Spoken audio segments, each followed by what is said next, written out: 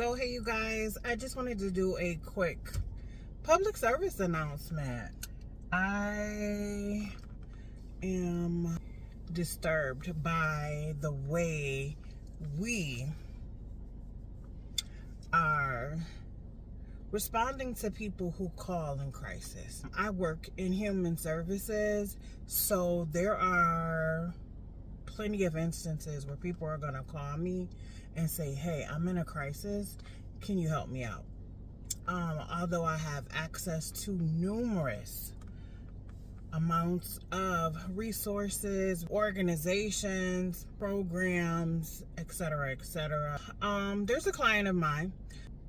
She called me because she needed some help. And so I referred her to an organization in my town that I have actually had success with, and other people that I've worked with, referred, just word of mouth or whatever, told them about this particular organization. They have had great success with them as well. To make a long story short, she's in a very vulnerable situation, and she tries to call and ask for a particular person that I referred her to. So unfortunately, this person is no longer employed with this program, but they said, hey, we can refer you to X, Y, and Z, which they did. When she got on the phone with X, Y, and Z, there was a bit of hesitation.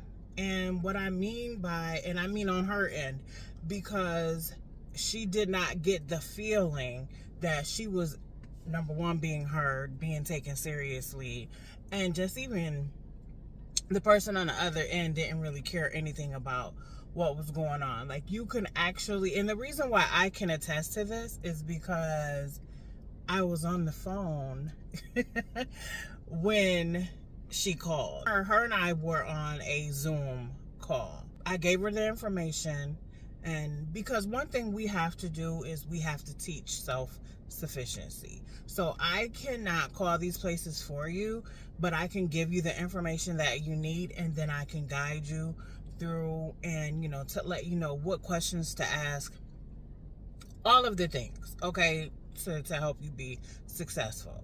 So she said, well, do you mind if I call now while we're on the phone? I said, yeah, sure, So I'm listening to the entire conversation.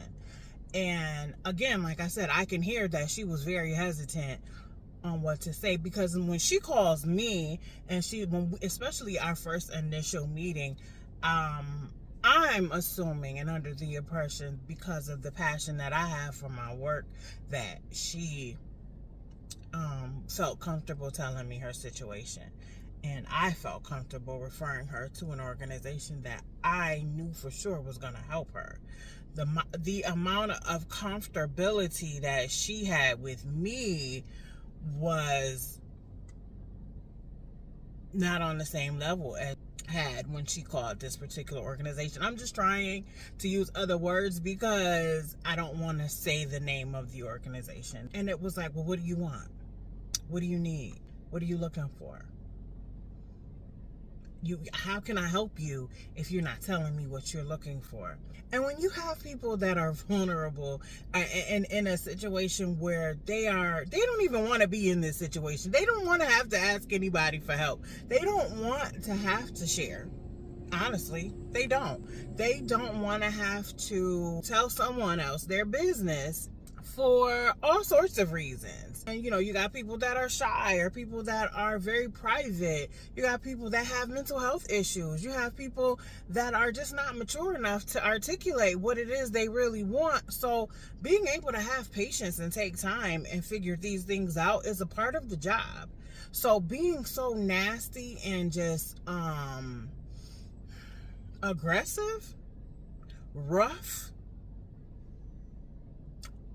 being so rough, it's just not a trait that someone that works in human services field should have. If you call yourself a caseworker, case management, family service provider, whatever it is that you call yourself, there is a level of empathy, there is a level of respect, there is a level of just sincerity, ingenuity that should come along with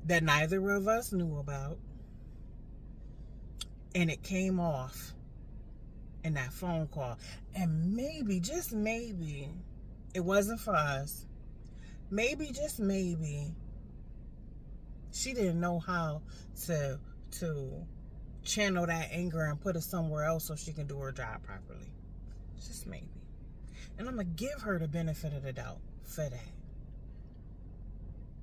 But the Kiana in me, the Kiana in me is like, nah, you can't do that. Only reason why it's not because you didn't even apologize. Are going through, it's a lot going on in this world right now. It's a lot going on in this world. People are experiencing things that we can't even fathom, that we would not be able to walk a mile in their shoes. And you're trying to figure out, well, how are you doing it? How are you making it?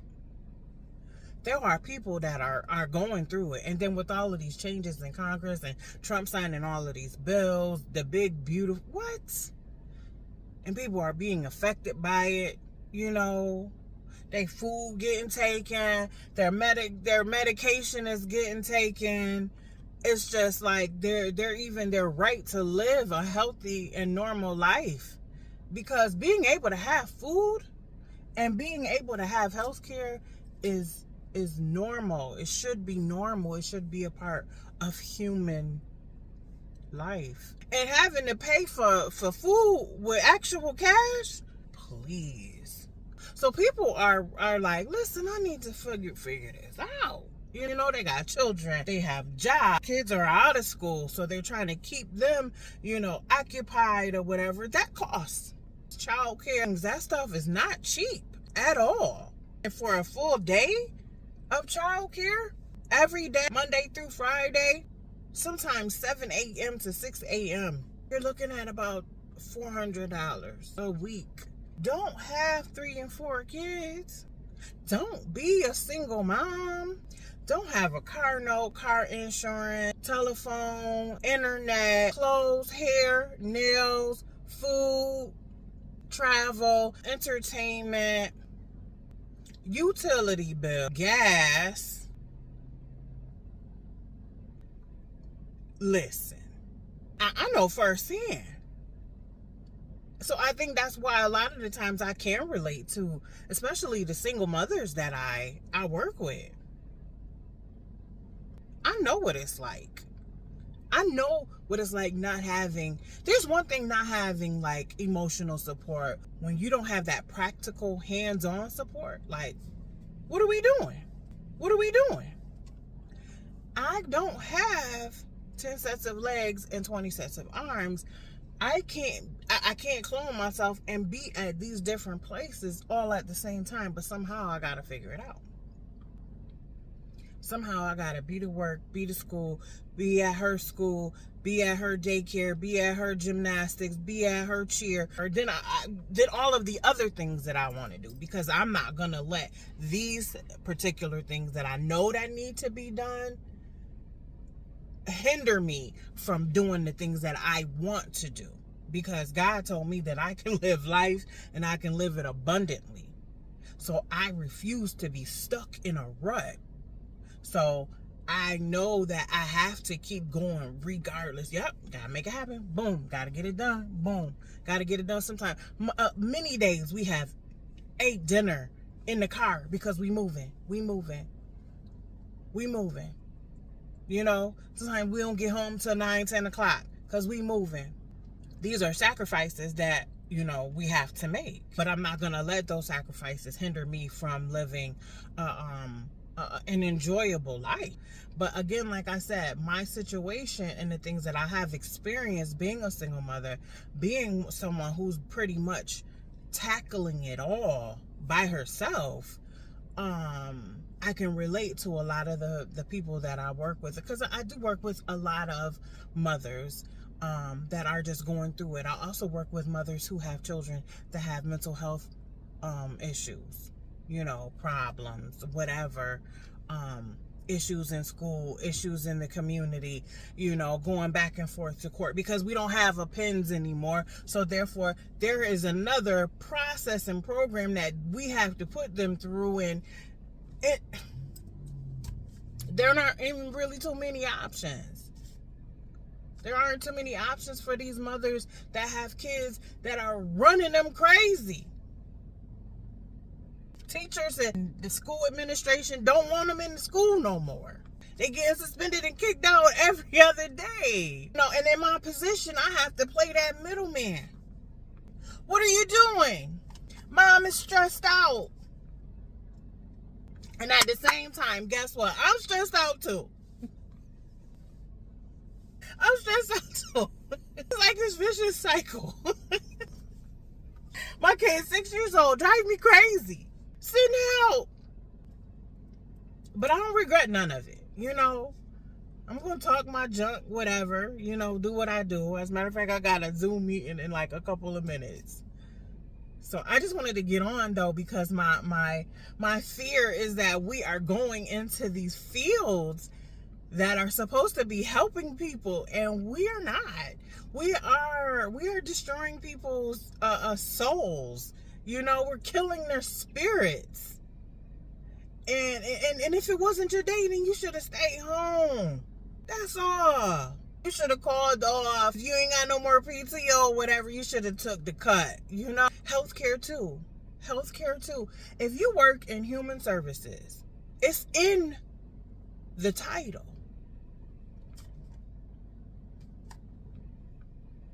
Human services. I have this thing that I say all the time. I work in human service, and my job is to service humans. That's what I do. My job is to service humans. And that could be anything. There is not one day that is the same. No. I'm in the field a lot. I'm at schools, facilities, homes, doctor's offices. I'm at mental health appointments, at doctor's appointments, jobs, libraries, restaurants, trying to make sure everybody good. Because I got to meet them where they are. And I know the sacrifices that I make. To see the sacrifices that these families make, these parents make, these fathers, these mothers, grandparents, because I work with them all. The grandparents, the mothers, the aunties, the cousin that's actually the cousin by marriage and somehow heir to the guardian. Or the neighbor that's just been around forever and mom couldn't do it, so now the neighbor has custody of the child. So there is